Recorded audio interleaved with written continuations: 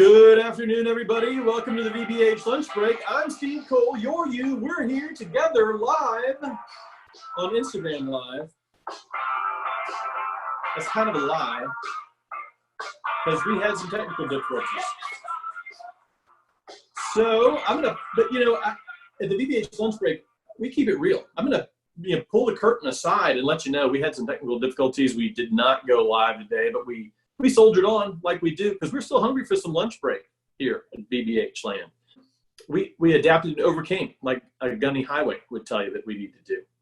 So before we bring you that interview, I wanted to give you some news and talk some local stats, and then we'll get to the interview with Darren. Yesterday, Governor Roy Cooper from North Carolina said that we are going to remain in phase 2 until at least September 11th. So let's wash our hands, people, stay off each other, wear a mask in public. And like Rex Chapman, former Charlotte Hornets player, said, be a good teammate so we can get back to life as we knew it once before. From the stat bag, I was looking at the Charlotte Mecklenburg Housing and Homelessness website the other day, and there's some sad numbers for our community in terms of veteran homelessness. 199 veterans are currently experiencing homelessness in Mecklenburg County. 47 of those are chronically homeless, meaning they've been homeless for 12 months or have experienced 4 episodes of homelessness totaling 12 months. That's not great news, people. If you know a veteran who is experiencing homelessness, you see a homeless veteran out there, make sure to let us know. Give us a call or email us at veteransbridgehome.org. You can connect, request assistance. You can let us know where that person was, and we can have someone find them and connect them to the services that exist for them. The silver lining to the number is that in the last 5 years, since January 2015, 1,160 veterans who were homeless have been housed. So that's good progress, but it's not good enough. 199 is 199 too many. So with that, let's get right to our interview with Darren. Welcome. Sorry it took so long to get this back to you. Appreciate you spending time with me, Darren. Wanted to jump right in and ask, how'd you get started with the County VSO office? I've been there almost a year. Previously, I've been involved with mental health services, working in human services, over 20 years working in human services. And myself being a vet, an Army vet of 5 years, I wanted to seek to do something for that population. So I saw the opening. I realized that it was kind of a innovative position at the Veteran Service Office and jumped on it. So it fits right in with what I like to do, human services, helping people, but also helping that specific population of veterans. I wanted to get really into what you do at the Veteran Service Office, but where'd you grow up? Why did you join the Army?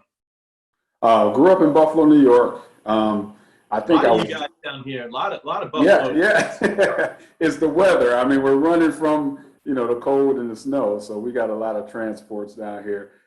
5 brothers, all were military, and I think I was kind of destined to join one of those services. We hit every service except for the Coast Guard. And I chose Army because the majority of them were U.S. Army.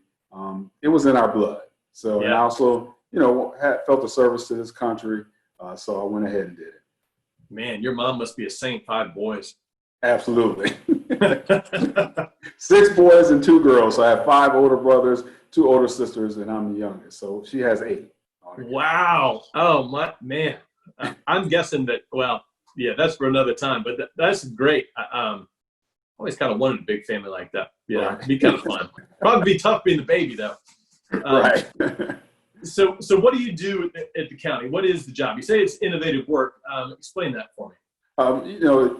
With Veteran Service Offices, they work with benefits, which is service-connected disabilities, helping veterans with death benefits, license plates, and things like that. Myself, as a case coordinator, I help the veterans with housing situations, employment situations, utilities, back utilities, any arrears that the veteran may face, anything that they can face outside of the benefits sphere, I help with. So I'm in great partnership with Veterans Bridge Home and linking them to different services to help the homeless veterans find housing, help veterans find stable or permanent housing.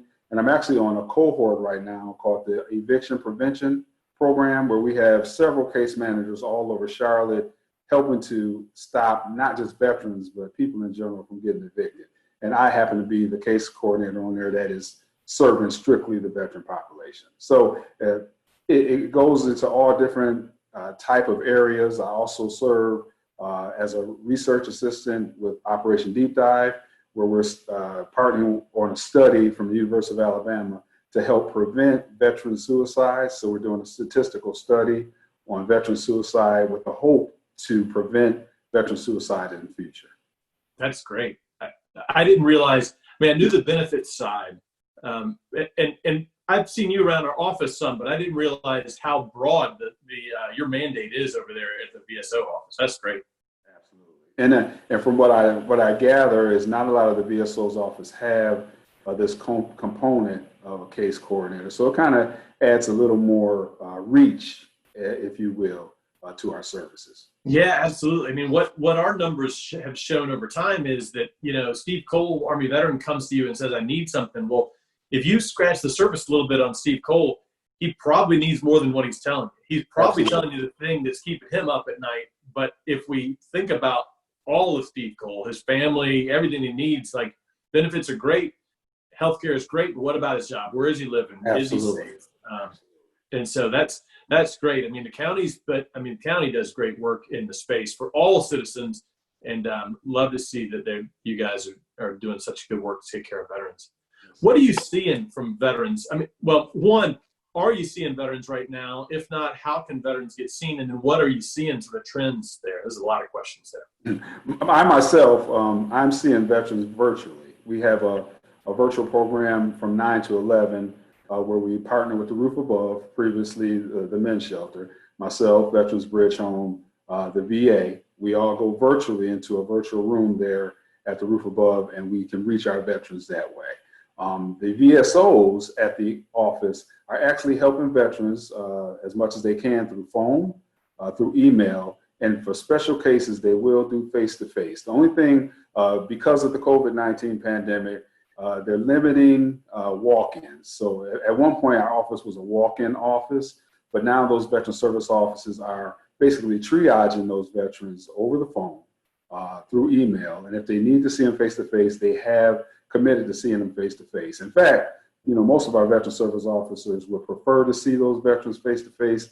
They're excellent at assessing situations and helping those veterans. They love that face-to-face. So as long as you call or email and set an appointment, those VSOs are more than happy to see you. So they are up and functioning.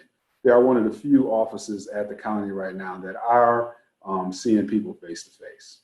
Great. The trends that we are seeing, basically is the trends that everybody is seeing. We're seeing a lot more veterans that are facing homelessness, a lot more veterans that are facing evictions, more veterans that are affected by the stress of the COVID-19 pandemic that is wearing on or corroborating their mental illness. We have a lot of veterans that have post-traumatic stress disorder, depression, anxiety disorder, and those are the things that are compounded by the pandemic, as well as some of the racial unrest that's going on in the country. So we're seeing, we hear the stories, we see them face to face. So we know the stresses that they're going through, and financial stress just kind of adds to it. And not to single them out, that veterans are the only ones going through that. That is just who we see. We're sure that everybody in the country, they're being compounded by the different things that's going on.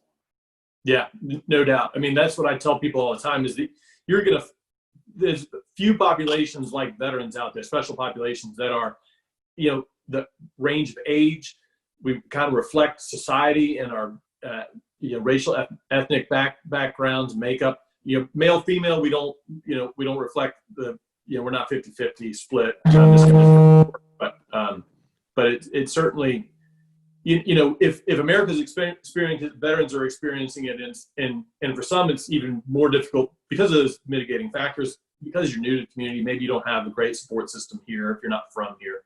Well, how's your team holding up? How's the VSO? I mean, we miss seeing y'all. I didn't see you guys as much as some of my teammates do, but how's the team doing? They're doing very well. The one thing I can say about We have 10 veteran service officers at that office. One thing I can say about them is that they actually love to work. They had no qualms about coming back. In fact, they've been wanting to come back and work for veterans. There's something about them that loves to see veterans get help. They love to see them get their benefits or any way that they can help them. They work, well past the time that they're supposed to be there. Right now, just with everybody, they're protecting themselves. We're protected with PPE. Some of them are leery as far as worrying about COVID-19, of course, but they have protective gear, they have protective barriers, and they're just interested in helping the vets. So they're more so excited about getting in on the help. They know that if they can help a veteran fight a fight and get benefits that they've been trying to get for a long time, that helps with the veteran's mental health. It helps with the veteran's financial situation. So they just want to do their part. They've had no complaints about getting in there working. I'm actually, they motivate me because they always want to be in the office. They always want to be helping vets. There's a difference between a job and a calling, and all of them seem to have this calling to help vets. They never look at it as a job because there's no extra incentive if a veteran gets a certain percentage of disability, but they take it personally and they take that fight personally. So to answer your question, they're doing very well. They're happy to be back and happy to be helping veterans any way they can. I believe it. Love the work that your team is doing. One last question, Darren. What advice would you have to a veteran who has not gotten help from the county but needs to get help or thinks they need to get help from the county right now? Well, there's a phone number. We have a main phone number they can call. It's 980-314-8902. 980-314-8902. That number is the front desk of the Veteran Service Office. That will allow that veteran to be triaged. So basically call that number. They will help you find out your situation and point you to the right Veteran Service Officer. And like I said, what the Veteran Service Officers are doing is they're first seeing if they could help them through the telephone, through email, virtually. But if indeed it is needed, they will schedule a one-to-one interview with them. Of course, we have to space out the office, so there's not going to be any waiting in the waiting room. So they specifically would have to have that one-to-one appointment. And they're not going to deny, I've never seen them deny anybody that needs to help. They enjoy doing it. They enjoy being busy. So I would just have them reach out to that number and be triaged appropriately, and they'll make sure that they get a Veteran Service Officer on their case. Sounds good, Darren. I'll put that number in this post when I get it up online. Appreciate your time. Thanks for joining me today. Thanks to everybody who's watching. Once I post this bad boy, don't forget tomorrow at noon right here on Instagram Live and Facebook Live. We're going to simulcast it tomorrow. We've got the VBH sit rep. In the meantime, everybody, as always, be safe, be healthy, and be the bridge. See you, Darren.